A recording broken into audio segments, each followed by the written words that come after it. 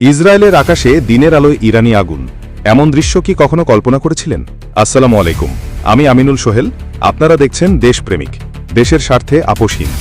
দিন মানে নিরাপত্তা আর রাত মানেই হামলা, এই ধারণাটাই ভেঙে দিল ইরান।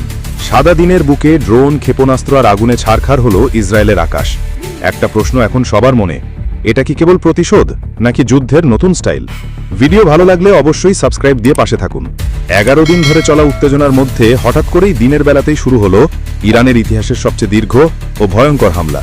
সাবেক ইসরায়েলি মন্ত্রী জোসি বেইলিন বলছেন, এটাই তাদের দেখা সবচেয়ে দীর্ঘ হামলা। আর সবচেয়ে অপ্রত্যাশিত দিক হলো সময়, দুপুর। দিনের আলোয় হামলা করার মানে কি?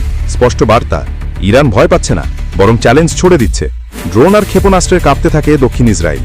35 মিনিট ধরে টানা সাইরেন, আতঙ্কের রাস্তায় কেউ নেই, সবাই পাতাল রেল আর বাংকারে। 8টি ক্ষেপণাস্ত্রের একটি গিয়ে পড়ে একটি কৌশলগত বিদ্যুৎ স্থাপনায়। এর ফলাফল, পুরো দক্ষিণ ইসরায়েল বিদ্যুৎহীন। হাসপাতাল, সামরিক ঘাঁটি, বিমানবন্দর সবই অচল। টাইমস অফ ইসরায়েল বলছে, পুরো অঞ্চল যেন বিচ্ছিন্ন এক ভূখণ্ডে পরিণত হয়েছে।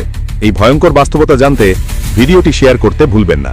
আন্তর্জাতিক প্রতিক্রিয়া, যুক্তরাষ্ট্র সরাসরি ইসরায়েলের পাশে, আর ইরানও আগুনের পাল্টা জবাব দিচ্ছে। জাতিসংঘ নিরাপত্তা পরিষদে আলোচনা হলেও ভোটের রাজনীতিতে ফল শূন্য। এখন প্রশ্ন একটাই, এই আগুন থামবে কবে, নাকি সামনে আরও ভয়ঙ্কর কিছু অপেক্ষা করছে? এই ভিডিও যদি আপনাকে ভাবতে বাধ্য করে, তাহলে লাইক দিন, কমেন্টে মতামত জানান আর সাবস্ক্রাইব করে পাশে থাকুন দেশপ্রেমিকের। আল্লাহ হাফেজ।